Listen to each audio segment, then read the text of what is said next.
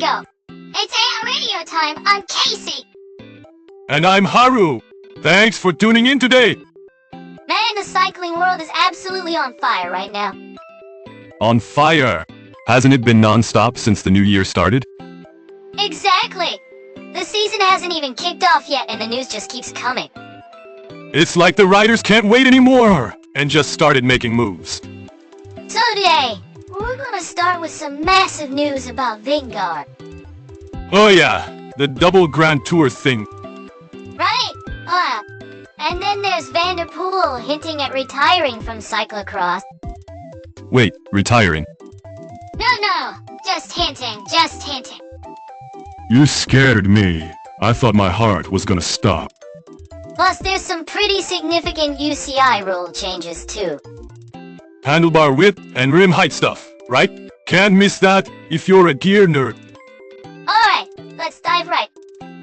Let's do it!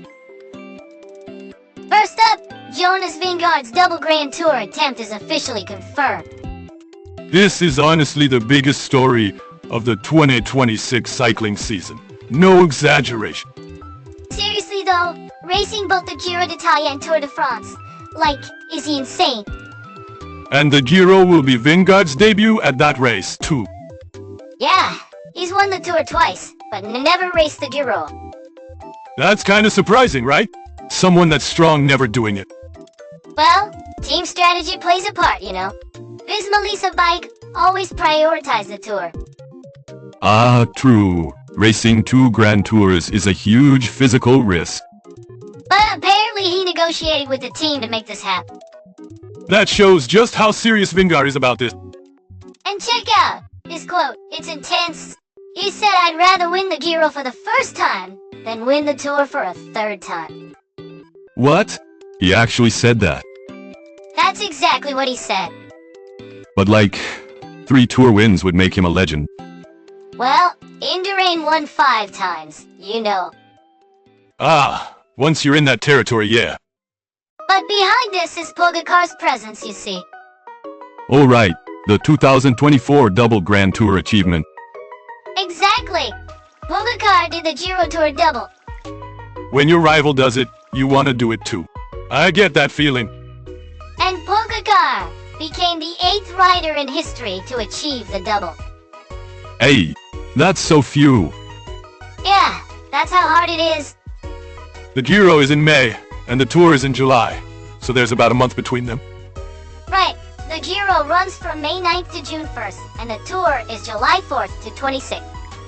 Recovering from 3 weeks of racing in 1 month, and then doing another 3 weeks, is he even human? I know, right? The conditioning management is absolutely insane. But if he pulls this off, he'll be closer to the Triple Crown, right? That's the thing. If he wins the Giro, he'll only need the Vuelta for the Triple Crown. How many people have achieved the Triple Crown? Only 7 in history. 7. That's even fewer than the double. Well, it's about the same, really. Most recently, Chris Froome did it in 2017. Almost 10 years ago now. And here's what's interesting. Even Pogacar hasn't achieved the Triple Crown yet. What? Not even Pogacar. Nope, he hasn't won the Vuelta yet. So if Vingegaard gets the Triple Crown first, it could change the historical evaluation? Exactly. The Pogacar-Vingegaard rivalry is just so compelling. It's like a sports manga, you know? They push each other to be better.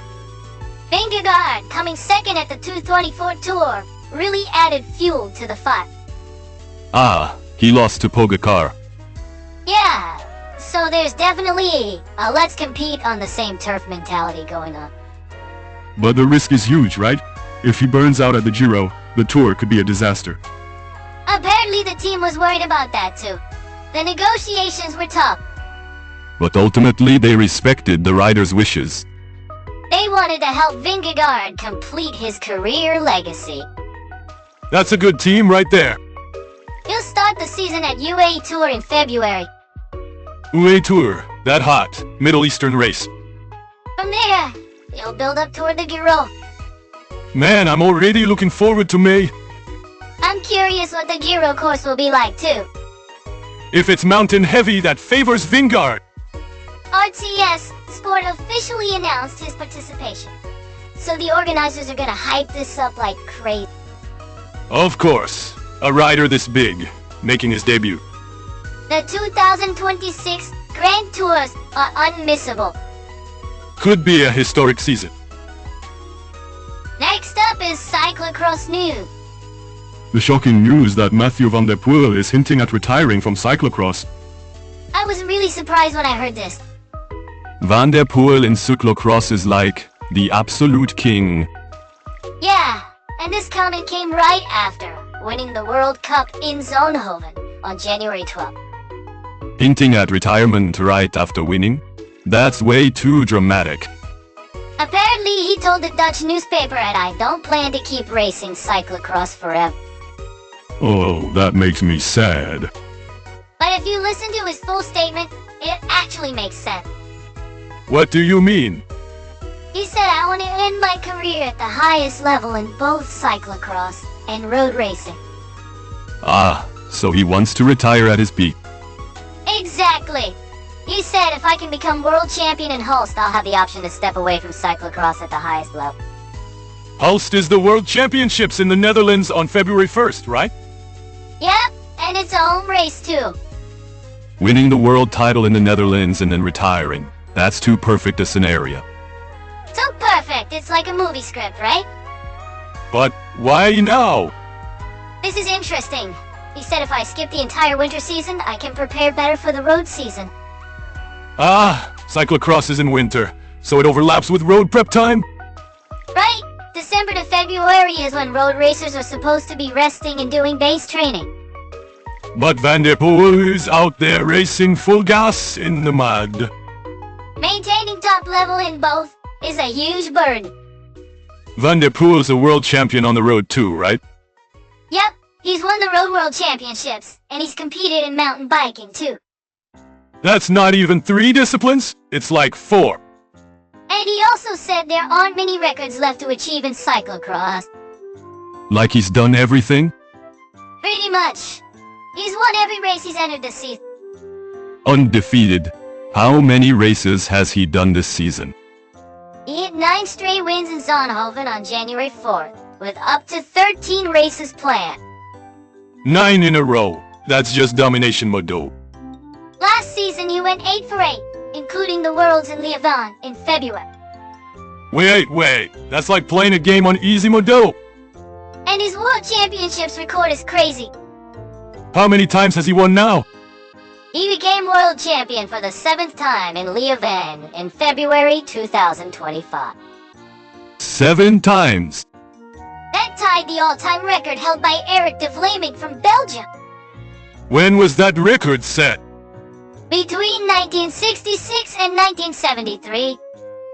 That's over 50 years ago. Yep, so if he wins in Hulst, he'll break it with 8. Breaking a 50-year record in his home country, and then retiring. The script is way too perfect. It's like the final chapter of a manga. Now, Van Aert commented on this. Wout van Aert, the Belgian hero. He said I was honestly surprised at first, but I understand. Getting that from your rival is serious respect. But Van Aert himself is dealing with something tough. What happened? He crashed in Mo on January 11th at the exact cross, sprained ankle and minor fracture. Oh no. His cyclocross season is over. He had to skip the Belgian Championships on January 12th. The Belgian Championships are important for Van Aert. He was really disappointed, saying I was getting better and better, and was really looking forward to it. Crashes are so scary. Everything changes in an instant. Though apparently Van Aert wasn't planning to race at Worlds anyway. Oh really? The Belgian Championships were his final goal, and he was going to shift focus to road season prep. Well, depending on the injury, he might be ready for road season. Let's hope so. But at the World Championships without Van Aert, The number of riders who can challenge Van der Poel gets pretty limited. what about Belgian champion Thibaut Nice? Nice won the Belgian Championships with Van Aert and Iserbite absent, and he's in good form. Lars van der Haar also won the Dutch championships, right? Yeah, and there's a great story there. In December, he fell downstairs with his daughter and sprained his ankle, but came back to win. Fell downstairs. With his daughter. That's what happened, and he pulled off this amazing comeback in his final year as a pro. Man, cyclocross is packed with drama. There was also World Cup Round 10 in Benidorm, Spain on January 18th. Spain means warmer conditions, different feel. It was dry with sand and dirt flying around. Sand instead of mud is pretty unusual. Poel was initially reported as not participating, but then suddenly announced he'd race. Oh, he still wanted to race after all. He's showing his commitment to racing out his final season. February 1st at the host World Championships, we absolutely have to watch. We might witness history. Next up is the UCI rule changes. The new rules that went into effect on January 1st, 2026. These are causing quite a bit of controversy. What changed? First, the minimum handlebar width is now set at 400 millimeters. 400 millimeters. 40 centimeters, is that wide or narrow? Last year, it was 350 millimeters, so it's 50 millimeters wider. Ah, so narrow handlebars are now banned? Right, some pros were using super narrow bars for aero gains, and that's not allowed anymore. Why the ban? Safety. Yeah, it's based on recommendations from SAFER, the rider safety organization. Narrow bars are dangerous. Apparently, they're harder to control and increase the risk when riders touch in the peloton. Ah yeah, bars narrower than your shoulders would feel unstable. But there's criticism too. People saying this disadvantages smaller riders. Oh right, for people with narrow shoulders, 40 centimeters might be too wide. Exactly. It could especially affect women and smaller Asian riders. That's worth thinking about. Bike Radar reported some reactions saying it's impossible. Even the industry is pushing back. There are also detailed regulations on minimum brake lever spacing and maximum drop flare angle. That much detail makes it tough on riders. Next is the rim height restriction. The height of the wheel rim? Yeah, for mass start road races, it's now limited to 65 millimeters. So rims taller than 65 millimeters are banned? In bunch races, yeah. Wheels like the Swiss side, Hadron 680 or Zip 88 can't be used anymore. But those deep section wheels look so cool. They're still allowed in time trials and individual pursuit though. So it's because deep rims catch crosswinds and are dangerous in groups? Exactly. Deep rims get buffeted by crosswind. Yeah, that could cause crashes. There's also frame width restrictions. Frame regulations too? The maximum distance between fork legs inside is 115 millimeters, and seat stays are 145 millimeters. So they're restricting wide frames that fit bigger tires? Right, they're limiting extreme designs to promote safety and equipment standardization. The UCI really loves these regulations. Well, it's hard to argue when they say it's for safety. But it also feels like they're stifling innovation. The gear ratio restriction is interesting. They're restricting gear ratios too? There was a proposal to limit the max ratio to 54:11. 5411 means a 54-tooth chainring with an 11-tooth car. Right, but SRAM threatened legal action, and it got put on hold. What? Legal action? From SRAM? It was supposed to be tested at the 2025 Tour of Guangxi, but got postponed. So manufacturers and the UCI are at odds? There's that aspect. Equipment regulations involved complex interest. What about track racing? Track mass start events will have a minimum 350 mm handlebar width starting January 1st, 2027. 1 year later, then road. And there's the question of how this affects the 2026 World Tour. Every team will be using equipment compliant with the new rule. The new season starts with Tour Down Under, so we'll see all the team's equipment there. Alright, I heard there are no more World Tour teams using Campagnolo. Yeah, Coqui TTS got relegated. That's sad for an Italian heritage brand, eh? Having no Campagnolo in the World Tour feels lonely. Is it becoming a Shimano SRAM duopoly? Well, it's still used in the second division. The equipment world is shifting too. Next is a Tour Down Under opening. The 2026 World Tour finally begins! Starting with the prologue on January 20th in Adelaide, Australia. Summer in Australia, while it's winter here in Japan. Yeah, it's over 30 degrees there right now. So it's a battle against the heat too. It runs through January 25th, kicking off the season with a stage race. Who are the riders to watch?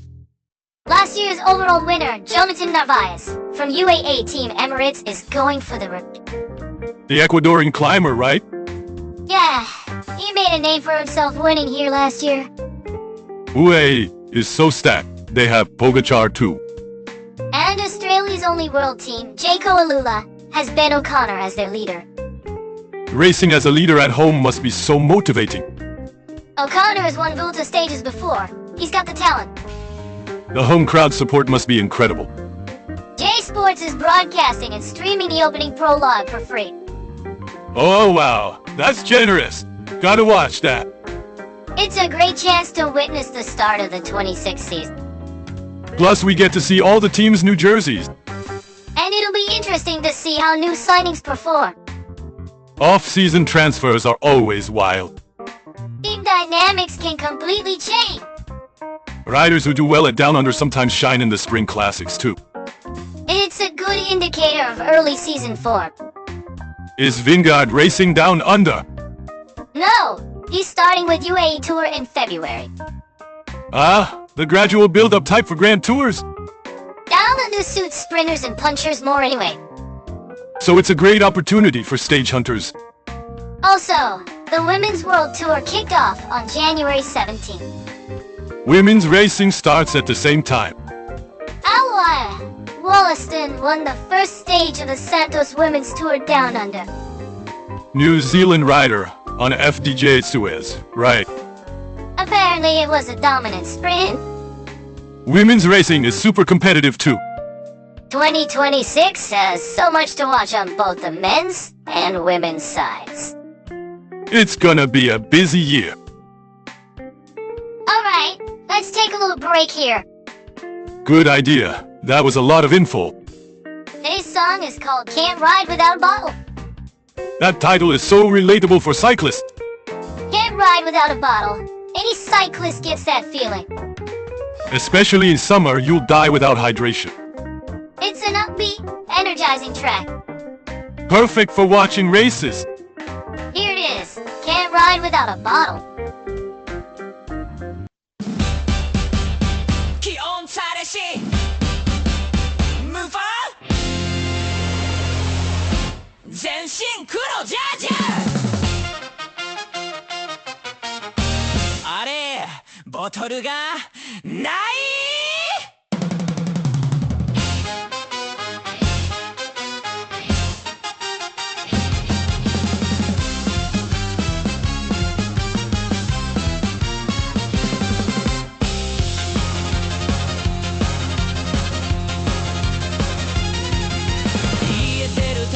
何か忘れてるって思ったヘルメットよしグローブよし鍵よし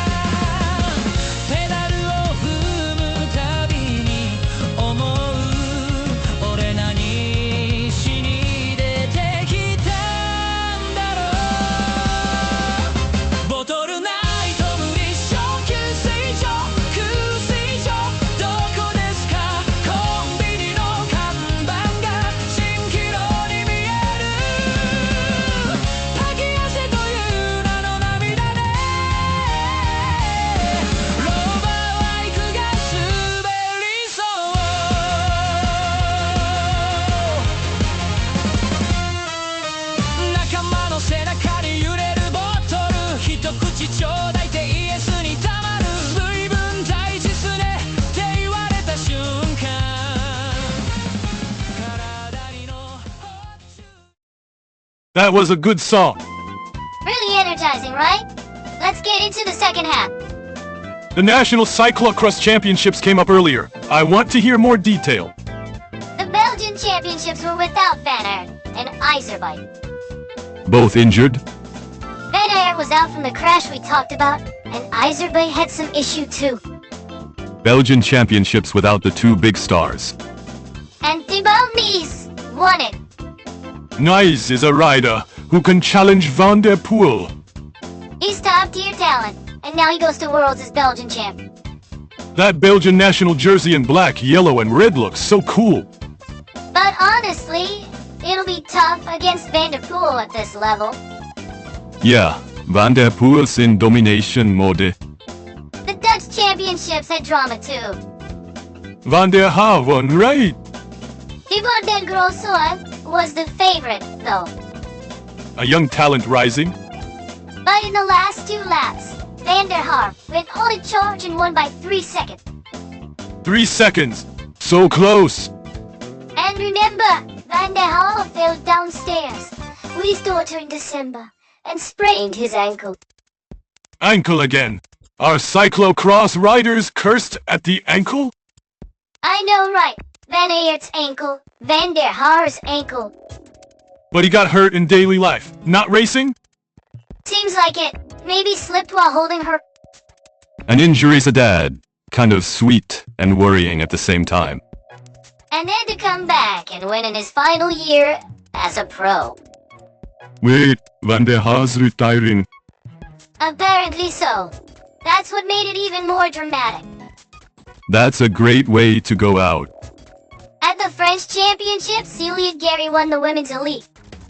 FDJ Suez rider. Every country has its own drama. Cyclocross is so compelling. Racing through mud just feels so raw and primal.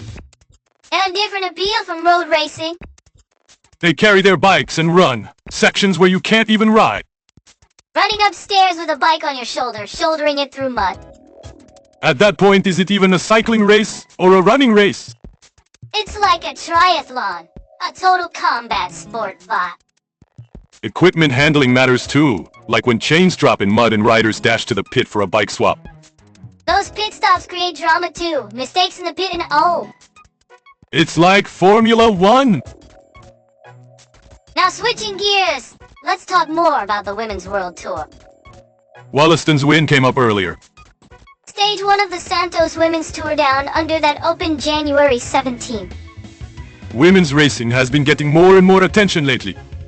Yeah, closing the prize money gap, increased media coverage, things are moving in the right direction. The Women's Tour de France has become established too. It came back in 2022 and it's an annual tradition now.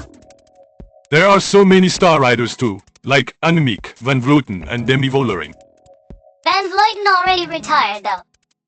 Ah, right. End of the 2023 season. But the next generation of stars keeps emerging. Wollaston is one of them? Yeah, she's from New Zealand with strong sprint power. A Southern Hemisphere rider winning down under feels right somehow. There's a home feel to it, same Southern Hemisphere. Less time difference, similar climate. Easier to dial in your condition. Women's racing tactics are different from men's in some ways. Fewer teams, different team size.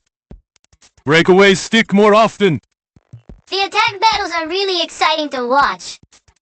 Let's keep following women's racing in 2026.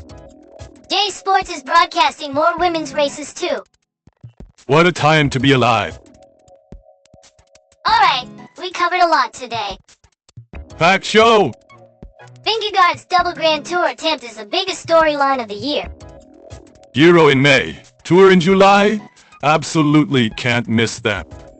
Van der Poel's Cyclocross retirement heat was shocking too. February 1st host World Championships might be historic. That 8th world title, we want to see it. And the UCI rule changes will have effects going forward. As a gear nerd, I'm curious how things change under the new rule. Let's watch how teams respond. Tour Down Under has started too. The season's ramping up. 2026 cycling is unmissable. That's all for today's AI Radio. See you next time. This was Casey. Haru. Bye bye.